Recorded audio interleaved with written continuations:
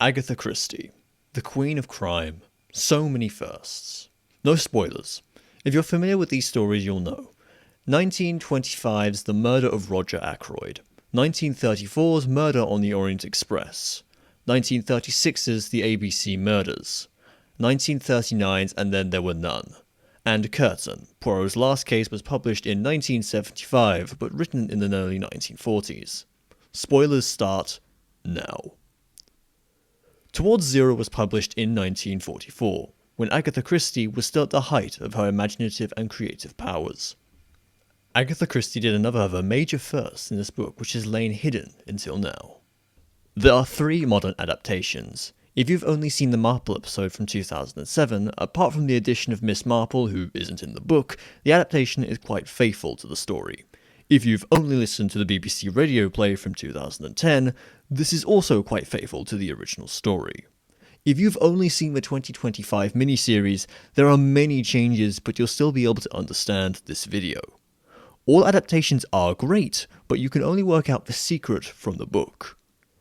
If you've only listened to the audiobook, this video will also be explaining some details from the map. Understanding this is a special book is only the beginning. The proof mostly lies in the numbers.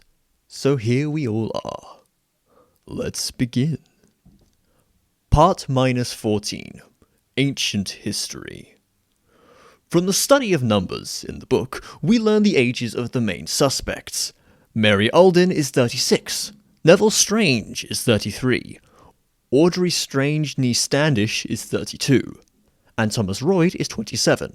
Yes, he's cast older in both TV adaptations, and he seems older in the books because he acts like an old man, smokes a pipe, mumbles, is suntanned from spending years in Malaya like some old colonel, has a bad arm. Question 1. How do we know Tom Royd is 27? That will be answered later. Kay Strange Nee Mortimer is 23. Edward Ted Latimer is probably a similar age to Kay, but it doesn't really matter. From now on, for brevity, the characters will be called Mr Treves, Lady T, Mary, Nev, Audrey, Tom, Kay, Ted, Angus, Battle and Leitch. Part -13. 14 days towards zero. Studying the numbers identifies the days towards zero precisely. It's day 14 because, Nev says to Audrey, "We came here for a fortnight, and I'm going to stay for a fortnight." Day 1, Nev and Kay arrive. Day 2 and 3 are days that happen, but all we learn from day 4 is that things were very tense, so presumably Audrey is there for most, if not all, of those days. On day 4, Tom arrives, because, after Tom arrives, Nev says to Kay, "We've been here 4 days." Day 5, Lady T speaks to Tom. We know it's been 5 days because Lady T says to Tom, "You've been here for 24 hours. Then later this day, Mary, Nev, Kay, Audrey and Tom have a tense dinner together. Mary says she's invited Ted to dinner tomorrow, and old Mr Treves is coming too, so we know the next day is day 6. Day 6, Mr Treves and Ted come to dinner. They have conversations over dinner which raise questions which are not answered in the book. Agatha Christie normally answers everything. Question 2. What does Ted Latimer do for a living? Question 3. Why is Audrey losing her earring important? Question 4. Tom expresses vigilante ideas, but against whom? Then Ted and Tom accompany Mr Treves into his hotel, the Balmoral Court. Question 5. Why don't Ted and Tom insist on helping Mr Treves upstairs? Day 7 is the day after Mr Treves' departure from this world. They all go to Easterhead Beach and talk, leaving us to wonder. Question 6. Why is the hotel still full as the summer season has ended, with a queer mixed looking lot of people? Question 7. How did Lady T's housemaid end up nearly drowning? Question 8. Tom tells Audrey, "You knew I cared about you ever since you were 15. What happened?" In chapters Snow White and Red Rose 10, there's all the information we need to work out what day it is now. But it's more complicated. We learn from Mary things have been very difficult for the last 4 or 5 days. The last 4 days are 8, 9, 10 and 11. But what does 4 to 5 days mean? 4 difficult days since day 7 could make this day 12. 5 difficult days from day 7 could make this day 13. There are 2 reasons why it's day 12. Reason 1. Nev finds Audrey in the garden. It's nearly tea time. Tea time in Britain was around 3 to 5 PM, so a good chunk of this day has passed. The 4 to 5 days means that this day is almost the 5th difficult day. Reason 2. The chapter opens with the words, "It was the 12th of September." Much later, we learn this was a Monday. Battle says, "Mr. Strange, I have a warrant here for your arrest on the charge of murdering Camilla Tresillian on Monday last, September 12th. Back to chapter Snow White and Red Rose 10. Mary says to Tom, only 2 more days. Audrey goes on Wednesday. Wednesday is 2 days after Monday, so day 14. Nev and Kay go on Thursday. Thursday will be 3 days after Monday, so day 15. Wait, didn't we define all these 14 days because Nev and Kay came for a fortnight? It's reasonable they leave in the morning of day 15 to make 14 whole days. So today can't be day 13 because that would make Nev and Kay leave on day 16, definitely over a fortnight. 6:45 PM, it starts to rain. 10 PM, Nev has his argument with Lady T, then leaves for Easterhead to play billiards with Ted. Day 13 is where Lady T is found having sustained severe blunt force trauma. The police investigate. There's evidence against Nev. Nev then looks innocent because of the bell. There's evidence against Audrey. Question 9. Why does Tom suggest Mary not tell the police about the hotel sign? Mary does tell Battle about the sign, and Battle asks Mary not to tell anyone she told him. Question 10. Why does Battle not want Mary to tell anyone she told him about the hotel sign? The inquest is held in the afternoon. We know this because tomorrow Mary tells us the inquest was yesterday. She presumably is asked not to mention the hotel sign. Angus is given Nev's grey pinstriped suit from the 24-hour cleaners. Angus saves Audrey from running off Starkhead Cliff at night. Day 14. 0 hour. Angus finds the rope. Battle conducts the boat experiment. 0 hour. Nev confesses. Part -12. 1938. Agatha Christie generally does not make it important in which year her stories occur. Let us know in the comments any books in which she does. In this book, she tells us the exact date of the main crime.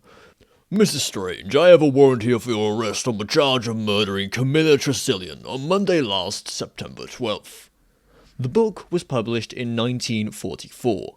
The last preceding year which had a Monday 12th September was 1938. The 14 days towards 0 occur in September 1938. Accepting this, just using the numbers in the book, ancient history has 2 missing events. There's a missing event from 1914. There's a missing event from 1915.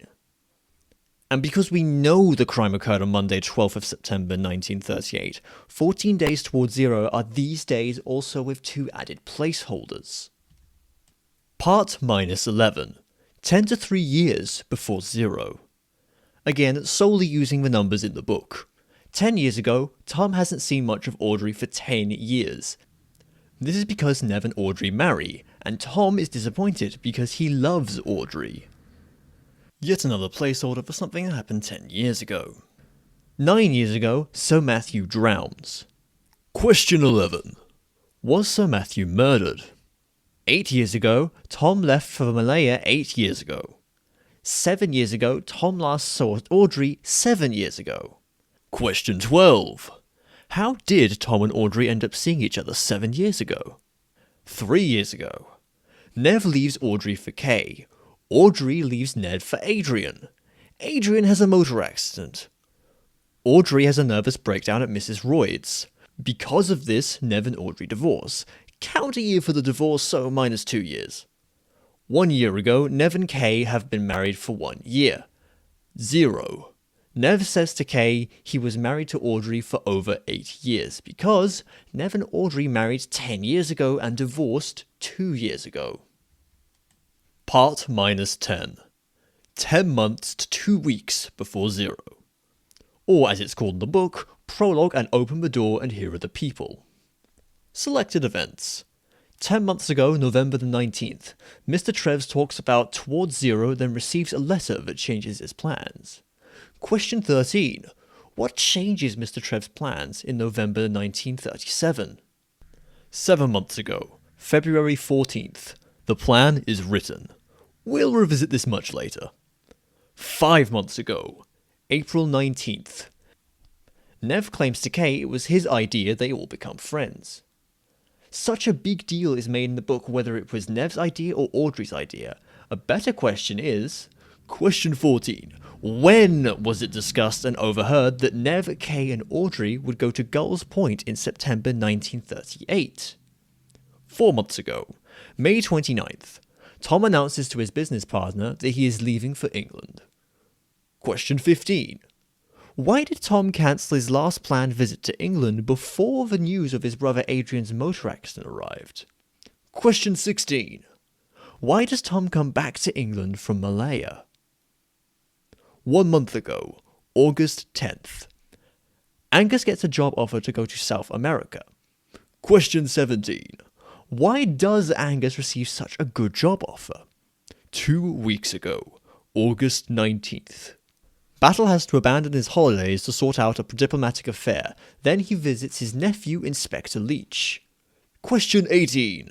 Is it a coincidence that Battle arrives to solve the crime? Part -9. Questions and some answers. All 18 questions will be answered. In the next part, 6 questions about Ted and Tom will be answered. Then, 6 questions about Mr Treves will be answered. Now, a partial answer of the remaining 6.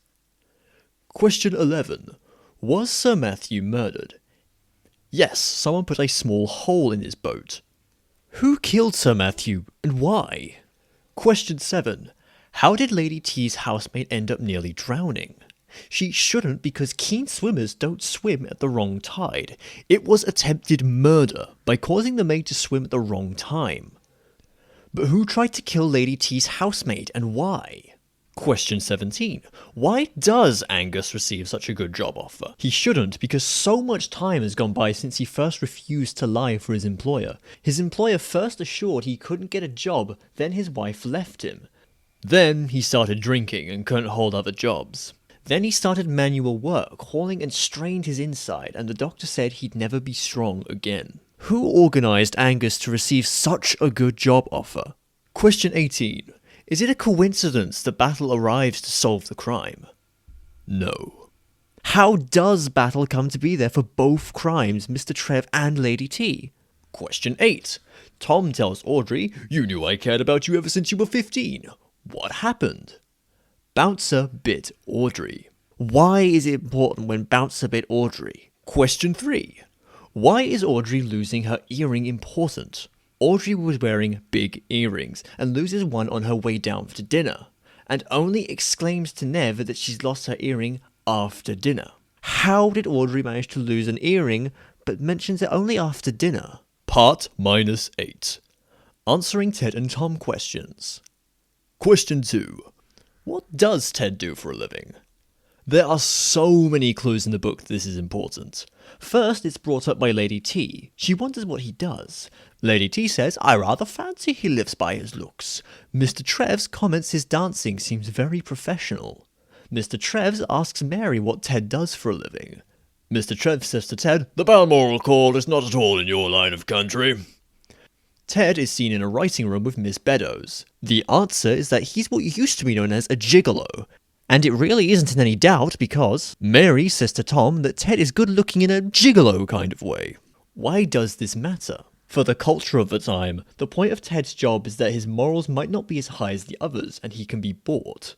Nev could have paid him to be his alibi, but it's broken because he can't find Ted straight away. Someone who suspected what Nev was up to could have paid Ted to hide in the writing room to break Nev's alibi. Question 1. How do we know Tom is 27? Tom hasn't seen much of Audrey for 10 years. When he comes back now, chapter Snow White and Red Rose 3 starts with, "You look exactly as you did at 17, Thomas Royd," said Lady Tressilian. He could be 25 if he visited Lady T at age 17 just before going to Malaya 8 years ago. He could be 28 or 29 because Lady T's memory isn't that good. She forgot how long Mary has been with her, thinking it was 12, 13 or 14 years when Mary says it's 15. Again, why does this matter? The important thing is, whatever his exact age, Tom is a fair bit younger than Mary, Nev and Audrey and Nev have nicknames for him. True Thomas, Taciturn Thomas, Gloomy Thomas. Mr Treves says, "Oh yes, there was a motive. Childish teasings, unkind words, enough to foment hatred. Children hate easily." Theory. Tom didn't commit the bow and arrow crimes because he was only 3 when it occurred, but the teasing of Tom was the motive. Question 15. Why did Tom cancel his last planned visit to England before the news of his brother Adrian's motor accident arrived? Tom learns that Audrey has left Nev, so he plans to visit her because he loves her. Then he learns that Audrey wants to be with Adrian, so he cancels the visit. Question 12. How did Tom and Audrey end up seeing each other 7 years ago? Audrey and Nev married 10 years ago, so 7 years ago they've been married for 3 years. Tom hasn't left Malaya for 8 years, so it must be that Audrey went to visit Tom in Malaya. Audrey must have wondered if she should leave Nev for Tom, but she goes back to Nev. Question 16. Why does Tom come back to England from Malaya? He could come back at any time. His mother is still alive and in England. Why does he come back to England now? And come back to Salt Creek? He's a distant family member, but why wouldn't he visit his mother first? He comes back because Mary invited him. Question 4. Tom expresses vigilante ideas against whom? Tom's clear it's about a man. This can only mean Nev or Ted. Tom is angry with Nev because he believes Nev arranged Adrian's motor accident. But he was in Malaya at the time. The only way he can believe this is that someone told him. Either Mary or Audrey. Part -7. Mr Treves. This part is standalone, you can believe it or not, it doesn't affect the validity of the rest. Question 14. When was it discussed and overheard that Nev, Kay and Audrey would go to Culls Point in September 1938? In the book, it's mentioned in April and May 1938. In April, Nev says he saw Audrey in the park and came up with the idea. Later in April, Lady T and Mary discuss this idea. In May, Audrey confirms she is fine with the idea. The answer is before November 1937. Question 13. What changes Mr Treves' plans in November 1937? Someone writes to Mr Treves to warn him that the child previously guilty of the bow and arrow crime appears to be planning something suspicious. Get Nev, Audrey and Kay together. In May 1938, Mr Treves asks his friend Rufus Lord for an introduction to Lady T, which he doesn't need, they already know each other. Mr Treves is trying to make it look like a coincidence that he's there. Question 5. Why don't Ted and Tom insist on helping Mr Treves upstairs? That would be the normal thing to do, wouldn't it? Help an old man up the stairs like good Boy Scouts? They've already walked him home, you'd think they'd help with the more difficult part. If Mr Treves' heart is so bad, how did he even walk the 100 yards to Gulls Point to dinner? And why does he drink alcohol? And why does he stay after saying he's going soon? Ted might not insist because he's unaware and thoughtless. Tom doesn't insist because he knows Mr Treves doesn't want to be helped up the stairs. Tom placed the sign because Mr Treves asked him to. After Tom and Ted leave, Mr Treves takes the lift to his room, then contacts the police to say he must fake his own death. Mr Treves is trying to warn the killer not to act. He can't simply prevent it because he doesn't know who the intended victim is. And he thinks it will be a fake accident. It isn't this time a fake accident. Question 6. Why is the hotel still full as the summer season has ended, with a queer mixed looking lot of people? Here again, Agatha Christie reuses one of her points from the murder on the Orient Express, but it doesn't make any sense for a tourist place to be full out of season. The queer looking mix of people includes some of Mr Treves' lawyer friends, who look stranger, queer in their lawyer business suits mixed with the rich young party people and a few families on holiday. Question 9. Why does Tom suggest Mary not tell the police about the hotel sign? Because Tom knows the true story behind the sign, and that the police already know. Question 10. Why does Battle not want Mary to tell anyone she told him about the hotel sign? Mr Treves' plan is to spook the killer into not acting. If the killer learns Mary told the police, the killer would start wondering why the police haven't been around to question everyone. Battle would have to send his men around to question everyone about who could have put the sign, which would be a waste of police resources. Whether or not you believe that Mr. Treves lives, his fake sign-induced heart attack occurs the same night of Tuesday 6th of September.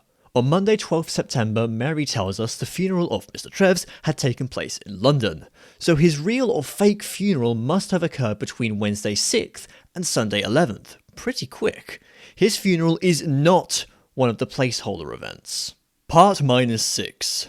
Evidence and Case. Bluff 1 is the false trail of evidence that Nev did the crime. Nev's blue suit coat is found in his room with bloodstains. Nev's niblick is found in Lady T's room with her hair and blood on it. Bluff 2 is the false trail of evidence that Audrey did the crime. Audrey's face powder and hairs are on Nev's blue suit coat. Her yellow gloves, the left-hand ones stained with blood, are hidden in the ivy outside her room.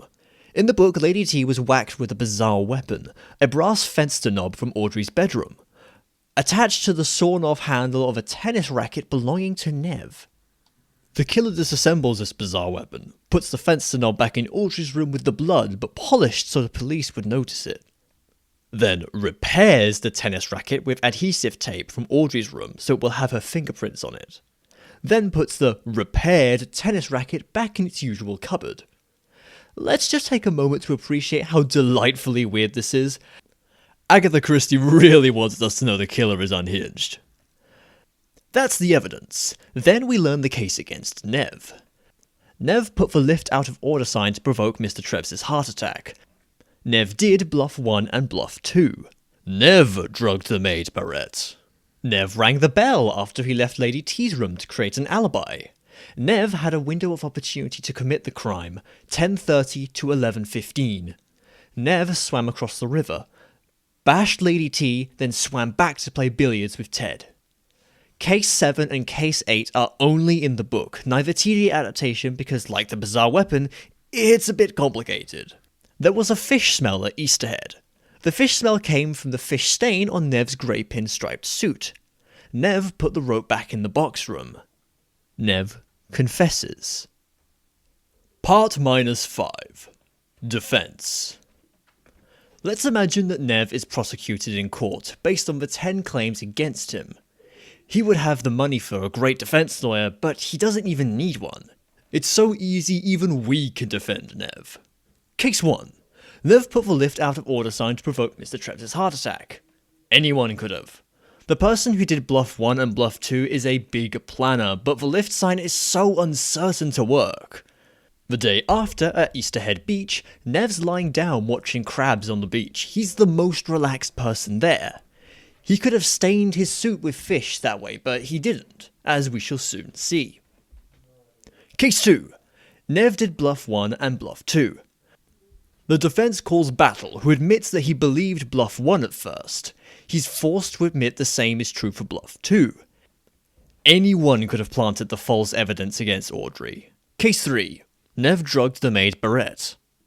Someone did, but it could have been anyone. Case 4. Nev rang the bell after he left Lady T's room to create an alibi. The butler, Mr. Hurstall, saw Nev leave at 10:20. The maid, Miss Barrett, heard the bell ring at 10:25. So it's impossible that Nev rang the bell. This bit is only in the text, so can't be submitted by the defense, but a door shut along the passage as Nev left. The person in the passage could have rung the bell. Case 5. Nev had a window of opportunity to commit the crime between 10:30 to 11:15. 10:30 isn't quite right though. The Ferry brothers took Nev across on the 10:30 ferry, so he must have been seen until at least 10:35. 11:15 is too specific. The maid at Easterhead said she saw Ted in a room with Miss Beddoes at around 11. If around 11 can be 11:15, why can't it be 10:45, making the window of opportunity 10 minutes? The window of opportunity is based on Nev not finding Ted as soon as he arrives at Easterhead Hotel. Why did Nev even visit Ted? They don't even like each other! The next day, the police interview the suspects in this order. Nev, the first time, then Kay, Mary, Audrey, Tom, Barrett, the Ferry brothers, and then Nev the second time. When interviewing Ted, Battle says, "He wasn't able to find you at once, I understand." How did the police know? Nev himself didn't say so one of the others must have. Who? The Ferry brothers say Ted had already been over to Gull's Point this morning and had just taken the ferry back. This must have occurred when the police were in the chief constable's office discussing the case. Why don't the police question Ted as to why? The defense suggests that Ted came back to confirm that he successfully hid from Nev until around 11, and then this person passed that information to the police. Case 6. Nev swam across the river, bashed Lady T, then swam back to play billiards with Ted. Sorry this part is long, we must consider the steps necessary and the time it would take. From Gull's Point to Balmoral Court is about 100 yards. From the Balmoral Court to the ferry is 200 to 300 yards further. From the ferry, it's half a mile walk to the hotel. Obviously, this map is a little distorted or inaccurate. The shortest swim across must be at least 100 yards, because it's about the same distance as the Balmoral Court. It could be further, maybe even a quarter of a mile, but let's be generous to the prosecution and say it's only 100 yards. And be generous with timings because Nev is a fit sportsman. These are the steps necessary. Disembark from the ferry. Walk at first as to not be noticed, then run to the rocky outcrop by Easterhead Hotel. From 10:35, take off his grey suit and hide it. Swim to the west side of Gull Point, find the end of the rope and climb the sheer rock face. Climb to his bedroom window on the first floor, leaving the puddle. Put on his blue suit, he must look normal in case Lady T is awake and is alarmed and rings her bell, so he has to comb his hair and make sure he isn't out of breath. Attack Lady T with the bizarre weapon, place some blood and hairs on the niblick, hide the bizarre weapon to disassemble and put back later, take off his blue suit with the bloodstains, climb back out of the window, down the house, down the cliffside, swim back to Easterhead side, find his hidden grey pinstripe suit, dress again, comb hair again, walk to Easterhead not out of breath, find Ted Latimer, be calm and play billiards at 11:08. The prosecution would then say something like, "Haven't you just proven he could have done it?" With the defense retorting, "That's what we're supposed to think." But there are problems all over the place. 6 categories of problems to be precise. We've been very generous with timings because Nev is a sportsman. Okay, he's not that great. He never got through more than a few opening rounds at Wimbledon. His greatest success was reaching the finals in the men's doubles. He recently lost to a younger man at St. Louis, which is fictional but in Devon, and however big it isn't Wimbledon. We use the running and distance timings using modern estimates for decent sports people. Nev is in 1938, age 33, and he smokes. We didn't account for accumulated fatigue, just estimate each step individually. There would be no puddle on Nev's bedroom floor. Nev's naked, or near naked, when he sets off for the swim, and has climbed up the cliff house. The rain on his body would leave a few damp footprints and droplets, but not a puddle that's still visible the next morning. Many steps risk taking too long in the dark. Running to the shore from the ferry isn't a problem because it's a road, but it could take longer to scramble over the rocks to the shore. He may have planned in advance the hiding place for his suit, but he still has to find it in the dark. He'd have to swim towards the house in the dark because everyone else has gone to bed. He'd have to find the end of the rope in the dark. Swimming back in the right direction would be easier because the hotel has lights on, but he's not heading for the hotel, rather the hiding place of his suit. And then he has to find the suit in the dark. A rope out of the window is very risky. On Monday 12th, Nev's with everyone at dinner, then coffee. Then the conversation with Lady T, then he leaves straight away. So the rope must have been there since before dinner. In September, this would still be light, so anyone could have seen it. He would then supposedly leave by his bedroom window and therefore leave the rope in place until he gets back with Ted at 3 a.m. The noise is a huge risk. Miss Barrett has been heavily drugged. It's suspected Kay was lightly drugged too. What about everyone else? Sure, the house is large, but not Downton Abbey style enormous. The top floor has a box room, the 5 servants' room, Alice, Emma, Hurstel, the cook, and the kitchen maid, 2 unoccupied rooms, and a bathroom, so 7 bedrooms in total. Next floor down, still above the ground floor, we have Audrey, Tom, Mary, 3 or 4 empty rooms, Lady T, Nev and Kay's 2 rooms, and a bathroom on the west, so 9 or 10 bedrooms. That's large, but not really large enough that anyone would be unable to hear a man scrambling up and down the side of a house. Cleaning up is more awkward than it looks. Nev has to hide the bizarre weapon without leaving any traces of blood, because what if Lady T is found before he returns? They'll find the bizarre weapon and the whole Bluff 2 blame Audrey plan won't work. After taking off his blue suit with bloodstains, he has to wash his hands very thoroughly so as to not leave traces of blood around the window, as that would give away how he came in. But he doesn't bother to wipe up the non-existent puddle on the floor. Summary. Someone wants us to think Nev could have done it, but he couldn't really because he's not such a great sportsman, there would be no puddle, he couldn't have done it in the dark, and leaving the rope out all afternoon is a huge risk. Definitely not the mark of a planner. The rope climb and subsequent crime would make too much noise. There are no traces of blood around his sink or window. He could have cleaned them up later, but then why not the puddle? Case 7. There was a fish smell at Easterhead. Ted was seen at the bar at 10:15. Ted said he smelt the bad smell in the bar. Ted could have smelt the smell in the bar before Nev arrived.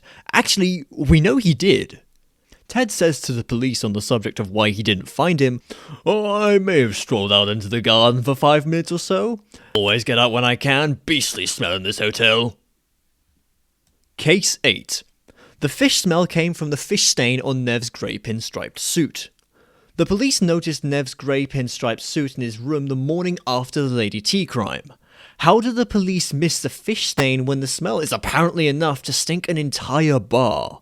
The fish stain wasn't there yet. It only appeared later the same afternoon when Angus helps 13-year-old Diana clean a fish smell off her dog Don. Funny that such a grumpy man would befriend a 13-year-old girl by smuggling her and her dog up to his room to help clean off the smell. At the cleaners, Angus is given Nev's grey pinstriped suit by mistake, because it was brought under his surname, McWhirter. And somehow Angus then understands that the suit belongs to Nev, and Nev got the fish smell on his suit when he hid under the crevice.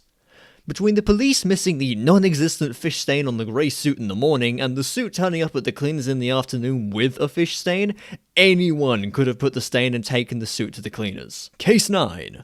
Nev put the rope back in the box room. The rope is a clue in both TV adaptations, but different in the book. Why would Nev coil up the wet rope and place it in the box room? Salt Creek is a fishing village, and fishermen use and sometimes lose rope all the time. Nev could have just thrown it in the sea below. In Battle's inspection of the house after the crime, he didn't go in the box room because, from the dust on the floor, no one has been in here for at least 6 months. When Mary and Angus opened the box room door, he laid a hand on her arm and impelled Mary gently forwards. Angus wants Mary to cover up for his own footprints and absence of Nev's footprints. The rope is false evidence planted to incriminate Nev. Case 10. Nev confesses. Nev's confession is false because the police arrest Audrey and Nev is so sure she shouldn't be arrested. Battle pushes Ted into the water. Nev tries to jump in and save him, but Battle prevents him. Battle does this to stress Nev into making a false confession. Battle mentions that he looked up that old bow and arrow case. This is assumed to show that Nev committed the bow and arrow crime, and actually the original police files probably show that Nev confessed. But the farmer's evidence would also be in the file, even though it was not made public. This would identify the child that was practicing the bow and arrow, the real culprit, whom Nev confessed to protect. Nev makes his false confession because he only recently learned from Mr Treves about the farmer and still wishes to protect that other child who really committed the bow and arrow crime. So in summary of the defense, 1. Anyone could have put the lift out of order sign up. 2. Anyone could have created Bluff 1 and Bluff 2. 3. Anyone could have drugged Barrett and Kay. 4. It is impossible that Nev rang Lady T's bell to create an alibi. 5. The time window of 10:30 to 11:15 is really 10:35 until as early as 10:45. 6. It appears possible that Nev swam to the crime and back, but it's actually completely impossible. 7. Any bad smell at Easterhead wasn't on Nev's suit. 8. The fish stain on Nev's suit was put there the next day. 9. Angus put the rope in the box room. 10. Nev's confession is false. My lord, Mr. Neville Strange must be acquitted. Part -4. Reveals, answers, and an accusation. Let's reveal 3 placeholder events first. There are 2 in ancient history. 1914, the bow and arrow crime. This shocking event received less attention because World War I, or the Great War, was breaking out. The children who could have been present: Nev, age 9, Audrey, age 8, Mary, age 12, Tom, age 3. 1915, Audrey is adopted by the Royd family, aged 9. We never learn when Sir Matthew Trevelyan becomes Nev's guardian, but it's probably at the same time. There is only one in 10 to 3 years ago. 1928 or 1929, Sir Matthew writes his will. 1928, 10 years ago, Audrey and Nev marry. In Sir Matthew's will, he leaves half to Nev and half to Nev's wife, Audrey. 1929, 9 years ago, Sir Matthew drowns. Answers to remaining questions and accusations. Question 11. Who killed Sir Matthew and why? Shortly after Nev and Audrey marry, Audrey puts a small hole in Sir Matthew's boat just before he's due to go out sailing for the day. Question 7. Who tried to kill Lady T's housemaid and why? It's Audrey that tells Tom about it because Audrey did it. It was Audrey that changed the maid's clock so she would swim at the wrong tide. Just another accident. Either the maid just annoyed Audrey, or she became paranoid the maid somehow knew something. Question 17. Who organised Angus to receive such a good job? And again we find Audrey. Angus ends up lying for her when he's supposed to be so honest. They apparently first meet when Angus saves her from running off the cliff on Tuesday the 13th of September. Then, after Nev's confession, they decide to marry. Other Agatha Christie books do feature some pretty quick marital decisions. But the characters have, normally at least, interacted a bit before, even if they didn't realise they were in love. Audrey and Angus surely breaks a record. Question 18. How does Battle come to be there for both crimes, Mr Treves and Lady T? The answer is Mr Treves. But like everything Mr Treves, you can believe it or not. If you prefer, sure, it's just a coincidence. When Mr Treves was warned in November 1937, he also planned how to get Battle there. A fake diplomatic incident calling Battle away from his holiday with his wife, to make it look like a coincidence. Mr Treves wants Battle because he's very good at appearing stupid, and he's the local Inspector Leach's uncle. Audrey assumed the local police would be stupid, and sorry to say, Inspector Leach doesn't show any signs of brilliance in the book. Question 8. Why is it important when Bouncer bit Audrey? Because the physical peculiarity that Mr Treves was referring to was never about Audrey's bouncer dog bite ear scar. It can't be because she only got that later when she was already living with the Royds age 15. Question 3. How did Audrey manage to lose her earring but only mentions it after dinner? Audrey is on the alert as soon as Mary mentions that Mr Treves is invited to dinner tomorrow, because Mr Treves knows the truth of the bow and arrow case. Audrey becomes paranoid. She hates that she has a physical peculiarity. Mr Treves probably mentioned it to her when she was 8, so she decides to draw attention to her bouncer dog bite ear scar. Only Audrey is bothered by Mr Treves' story about the farmer. Her small hands with long fingers don't really sound unusual or possible enough. So what's the real physical peculiarity? It could be her small shell-like ear. Tom Royd notices her small shell-like ear the next day at the beach when he's giving her earrings back. Mr Treves at dinner. Charming the way the hair sprang up from that small shell-like ear. Really, it's a kink of hair that grows in a more vertical direction. Battle also says he's looking for a kink. Audrey must have thought about an accident for Mr Treves, but she doesn't need to because the next day she learns of Mr Treves' departure from this world. And finally, the big reveal. Nev didn't do a double bluff. Audrey did a triple bluff. There's also a kind of fourth bluff in this book. In many of her books, Agatha warns us not to believe everything we're told. Agatha Christie's secret first is to write a book with a false solution as a mystery for readers to solve. It's her way of saying, you shouldn't even believe me.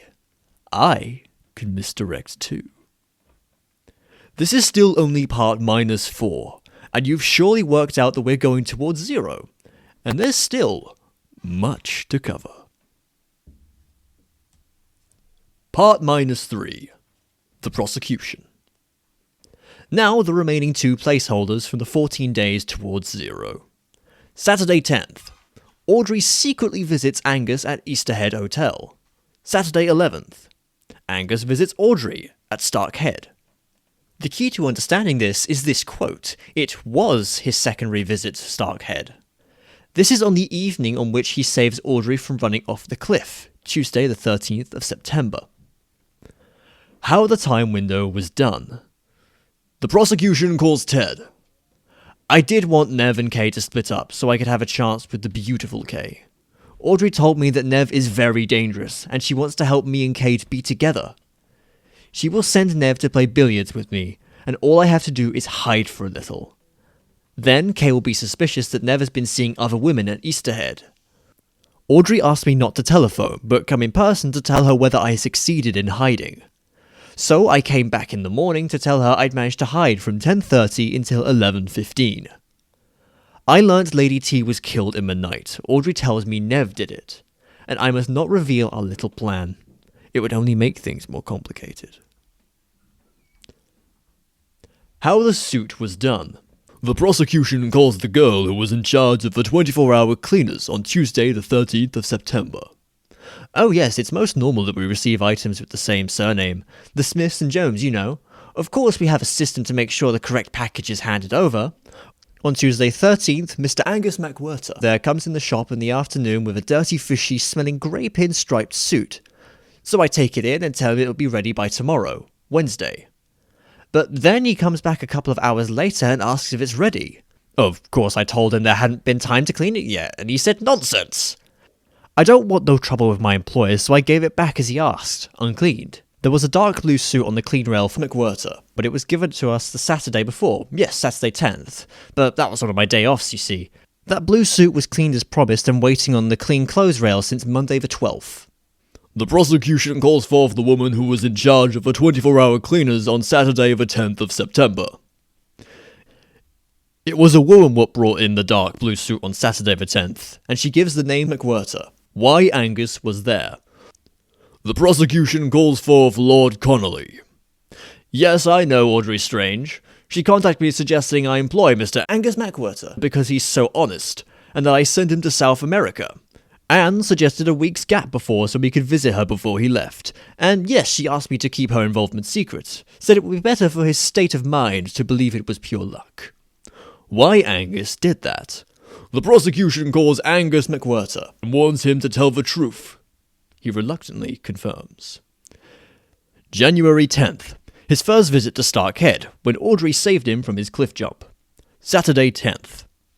Audrey secretly visited him at Easterhead Hotel and offered to take his dark blue suit to the cleaners, which she did later that day, putting the suit under the name McWhirter. Sunday 11th.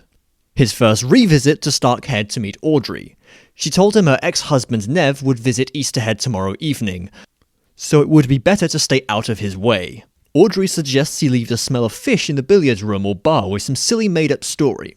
Hopefully it will make him not stay too late. Monday 12th. He lied to the police that he was on Starkhead and saw a man climb into Nev's room. Tuesday 13th. He placed fish on the dog don in order to make the supposed linking together of the fish smell on the dog, the fish smell in the bar, and the fish on the suit more believable. After lunch at Gull's Point, Audrey met him at Easterhead with Nev's grey pinstripe suit, now with a fish stain, and asks Angus to take it to the 24-hour cleaners, and after an hour or two, ask for it back again. He left the suit at the dry cleaners, waited a couple of hours, then requested his suit back. His second revisit to Starkhead was later this day when he saved Audrey from running off the cliff. He then understood what she'd done and resolved to save her. Wednesday 14th. He planted the rope only while Mary was in the house, then impelled Mary to enter the box room to cover up his own footprints. Why it looks bad for Audrey. The prosecution calls a police psychologist. Nev is what we might call a jock, and rich enough to self-finance his limited sporting success, he's not that bright. Neville, after a bare glance at the newspaper headlines, had turned to the sports page, and is known for his good temper on the tennis court. He does take it rather badly when Kay tells him she followed him to Estoril. This is the moment he starts to doubt Kay, because He's been manipulated most of his life by Audrey, and now he's worried that Kay is just manipulating him as well. Nev feels he's fallen back in love with Audrey because she's been guilt-tripping him so much, including her fake nervous breakdown, refusing Nev's money. Lady T said Audrey was too devoted to Nev. Kay is frightened of Audrey. Mary finds Audrey frightening. Audrey is bothered about Mr. Treves' tale of the farmer. Tom asks Audrey what's wrong with her. She should think of tomorrow, not yesterday, and that he knows. Audrey turns white and says some things don't pass. Audrey must be considering at this point that she'll have to abandon her plan because of Mr. Treves' presence. But then they learn about Mr. Treves' heart attack, so the plan is on again! Part -2. Anyone. Any good scientist or detective should critique their own ideas. Nev's defense shows Nev couldn't have done it. The prosecution of Audrey showed Audrey could have organized Angus, but Angus was saved by a couple. Curse those officious sweethearts who braved the cold of a winter's night to keep a tryst on the cliff's edge. Could it be two women walking on the cliff top together? Audrey and Mary? The case against Mary. Mary has two motives. Hate.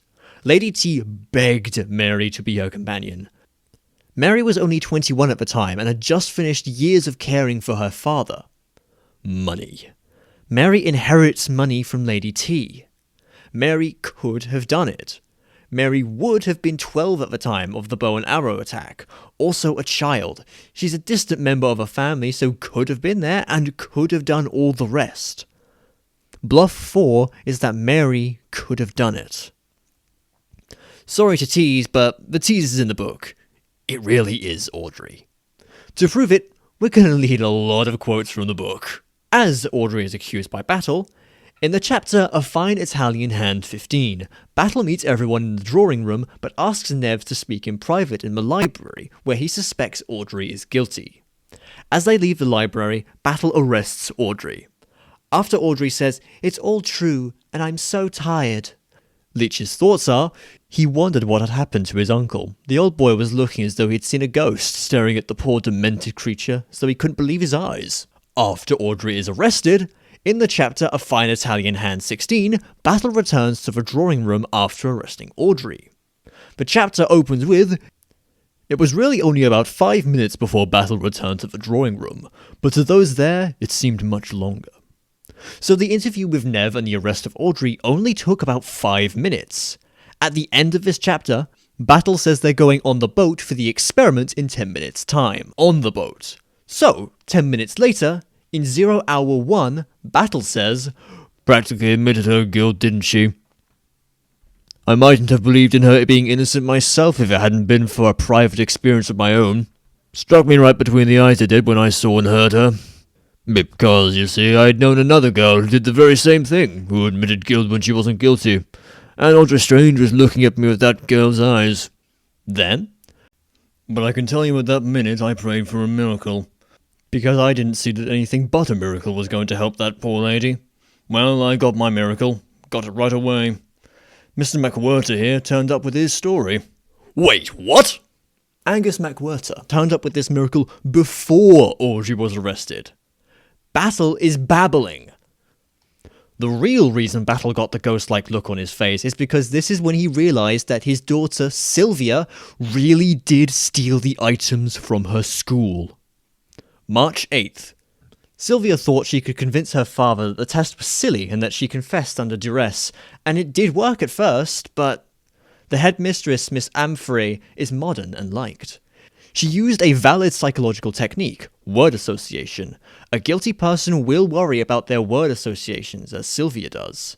Sylvia's going to be in so much trouble when Dad gets home. Battle first appears in 4 other books. Towards Zero is the 5th and last Agatha Christie book in which Battle appears. He doesn't appear in any later books so that Agatha Christie can avoid mentioning what happened in Towards Zero. Audrey talks. 0 hour 2. I was always frightened. Always frightened, all the time. But the awful thing is, you see, that I didn't know why. I began to think that I was mad. Battle says Nev played the part of a good sportsman, but playing this part put a strain upon him. If you think this is ridiculous, people hide behind good manners. It's in moments of stress that the mask falls, such as losing an important tennis match. Underneath. Always underneath. Nothing you can get a hold of, just sometimes a word or a look, and then I'd fancy that I imagined it. Something queer, and I went on getting more and more afraid. The kind of unreasoning fear, that makes you sick. This is also ridiculous. You can't be married to someone for 8 years, be scared all the time, but not be able to give a single reason why. And then Adrian came and told me he loved me. I thought it would be wonderful to go away with him, and he said...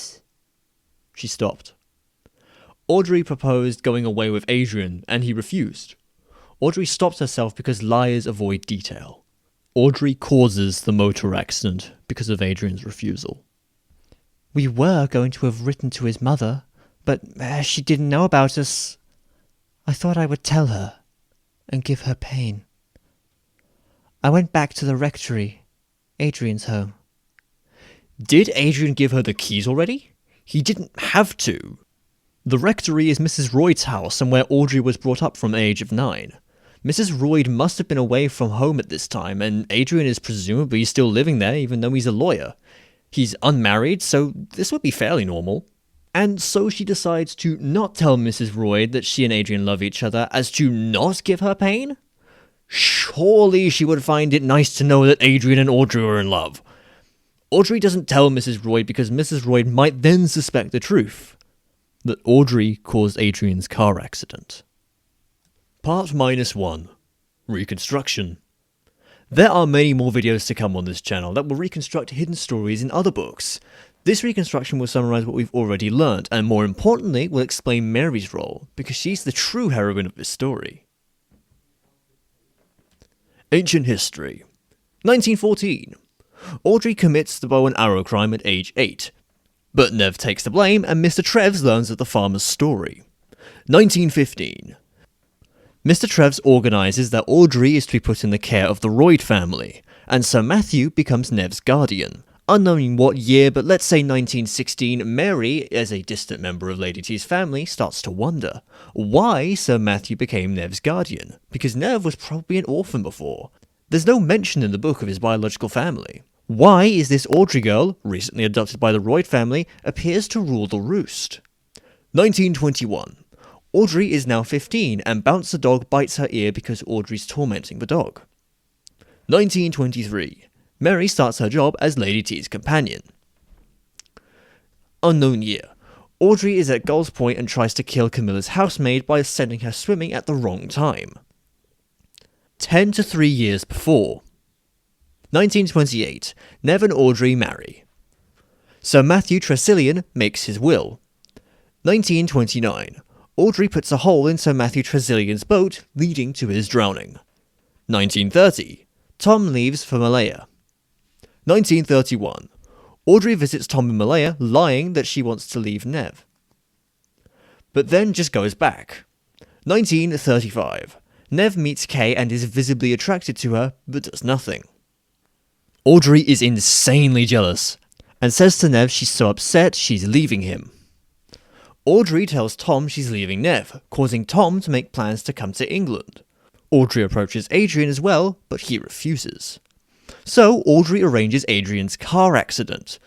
Audrey goes to Mrs. Royd's rectory and tells Tom that she left Ned for Adrian, and Nev probably arranged the motor accident. Tom cancels his planned visit back to England. Audrey stays back at the rectory for a fake nervous breakdown. 1936. Nev and Audrey divorce. Nev believes it's because he met Kay. Because Audrey's guilt-tripping him by refusing to accept Nev's money.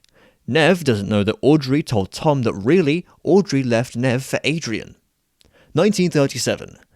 Nev and Kay marry, and at some point after the marriage, Audrey first floats the idea that they all become friends. Mary overhears this, doesn't know what to make of it, but suggests that Lady T writes to Mr. Treves to inform him. November 19th. This letter changes Mr. Treves' plans. Some more of Open the Doors, Here Are the People. 1938, January 10th. Angus takes his failed cliff dive. The couple who save him on the cliff are Audrey and Mary. Mary has been trying to see more of Audrey under the guise of helping her recover from a nervous breakdown, but really is trying to figure out what her plan is. Given that Angus only landed on a tree, how likely is it he was actually taken to hospital? Maybe, but ever notice the coincidences that the nurse who nurses him back to health is also from Scotland? Audrey and Mary would probably simply take him back to Gulf's Point and Audrey plays nurse. Mary wisely stays out of the way so that Angus will barely remember her. Angus probably stays a few days, enough to make him start thinking he loves Audrey. This is perfect for Audrey. She can now use Angus in her plan. February 14th. Audrey writes her plan. Without going into details, it covers: convince Ned it's his idea that everyone goes to Gulf's Point. Tell Lord Connolly about Angus's honesty and that he should give him a secret job. Get Nev to go to Easterhead on a night when the tide isn't going out. Lay a false trail of evidence against Nev. Lay a false trail of evidence against myself. Then Angus will reveal that it's all false and Nev swam across the river. 14 days ago, Thursday 1st. Nev, Kay and Audrey arrive probably in the afternoon. 11 days ago, Sunday 4th. Tom arrives. 10 days ago, Monday 5th. The tense dinner. Mary announces she's invited Ted and Mr Treves tomorrow. Audrey plans to lose her earring and starts wondering how to dispatch Mr Treves. 9 days ago, Tuesday 6th. Dinner with Mr Treves and Ted. Audrey suggests to Ted that if ever Nev visits him in Easterhead, he should hide and get Nev drunk so it looks like he's maybe been having an affair. Tom puts the lift out of order sign on his fake walk to the ferry. 8 days ago, Wednesday 7th. Easterhead beach visit. Mary and Tom both speak to Audrey, trying to work out her plan. Audrey is stressed because she doesn't know about Mr Treves' fake heart attack yet. Nev is relaxed. Back at Gulf's Point, they learn of Mr Treves' demise, so Audrey's plan is back on again. Mary, Tom, and Mr Treves don't simply prevent the crime because they don't know who the intended victim is. Nev and Kay are the obvious ones. It could be Mary herself, but surely not Lady T or the servants. But maybe. But they also believe, based on Audrey's previous behaviour, that the modus operandi will be a fake accident. So Mary is focused on preventing so-called accidents. And so it isn't really the tension between Nev, Kay and Audrey that stresses out the servants. It's Mary's peculiar worrying. Friday, Saturday or Sunday is Mr Treves' fake funeral in London. 5 days ago, Saturday 10th. Audrey visits Angus at Easterhead and offers to take his dark blue suit to the cleaners, which she does later that day. 4 days ago, Sunday 11th. Angus revisits Starkhead for the first time since January to meet Audrey, who tells him Ned will come to Easterhead tomorrow and maybe suggests he leaves a fishy smell. 3 days ago, Monday 12th. Audrey suggests to Nev that he go to Easterhead to play billiards with Ted. Nev leaves at 10:20 as witnessed by Hurstel.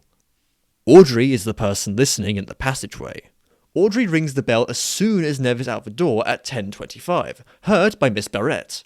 Audrey waits until Nev must have reached the Ferry Brothers for their 10:30 crossing, and Barrett and Kay are drugged asleep. Audrey commits the crime. She has plenty of time to put the bizarre weapon pieces back in their places and lay the false evidence. Tuesday 13th. Ted brings Nev back very drunk at 2:30 in the morning, which is why his hands are shaking on Tuesday morning at breakfast. He has a terrible hangover. The police investigation. At some point, probably while the police were at lunch, Audrey contacts by way of telephone Angus to tell him she's sure Nev did it, but the only way to trap him will be to do the fish suit thing. So Angus puts fish on Diane's dog and then helps wash it off. After lunch and after the police have left, Audrey visits Easterhead and gives Nev's grey pinstripe suit to Angus. Angus takes the bus into Saltington and takes Nev's grey suit to the 24-hour cleaners. A few hours later, Angus reclaims Nev's unwashed grey suit. After dinner, he revisits Starkhead for the second time. Audrey fakes running off the cliff, Angus saves her and realises she's the guilty one, and decides to save her. Wednesday 14th. When only Mary is at home and the house is unlocked as usual, Angus places the fake rope in the box room. Angus returns and seeks the fake rope using Mary as the best witness. The police fake arrest Audrey. Then the experiment on the boat and Nev's fake confession. Part 0. February 14th. Let's just summarise the biggest proofs that Audrey, not Nev, did it. Nev and Audrey's psychology. Nev couldn't have rung the bell. There was no rope in the box room when the police searched. There was no fish on Nev's suit when the police searched. Battle just accepted that Angus couldn't have seen Nev climbing the rope. If this isn't enough for you, Agatha Christie left extra clues in the book. Lots of quotes now because so much is revealing. February 14th is Valentine's Day. Who's single at this point? Audrey, not Nev. There was only one person in the room, so only one truly guilty party. There was no one to read the words that were being traced. If there had been, they would have hardly believed their eyes. Already suggests it's unbelievable or not true. There are times when a body is conscious of a mind controlling it, when it bows obedient to that alien something which controls its actions. Definitely untrue. A body is never conscious of a mind controlling it. Again, something isn't right. It's alien. The figure sitting writing was the last named state. It was a mind. A cool, controlled intelligence. This foreshadows Mr Treves' words when he declines to reveal the gender of a child who committed the bow and arrow crime. And also refers to cool, controlled and intelligent, which is how Audrey is repeatedly described. This mind has only one thought and one purpose, the destruction of another human being. It's interesting that the plan includes the destruction of a single human being. It's possible that the primary victim is actually Lady T for the money, and there's only one bluff to incriminate Nev as an added bonus, and all the bluff 2 evidence against Audrey is accidental. Every eventuality, every possibility was being taken into account. As mentioned in defense and prosecution, the Mr Treves out of order sign wouldn't be typical of a big planner. The main lines were clear and had been closely tested. This refers to Audrey testing whether Nev's gullible enough to believe the whole let's be friends idea. This testing is Audrey's undoing. Mary hears about it before November and writes a letter to Mr Treves. The good and the evil played upon in everybody refers to Nev, Kay, Ted, Tom and Angus all being quite flawed people. Mary, however, is not. Audrey just forgot about Mary, the quiet, uncomplaining companion. There was one thing lacking still. With a smile, the writer traced a date. A date in September. Specifically a date in September when the tide will not be going out. The Lady T crime has to take place on an evening at either low tide, high tide, or the tide coming in, but not going out because it's too dangerous. It sweeps you out to sea. Reference Detective Channel has a lot more secrets to reveal. Next topic is Game of Thrones, also quite mind-blowing we hope. But then even more. Subscribe to not miss them.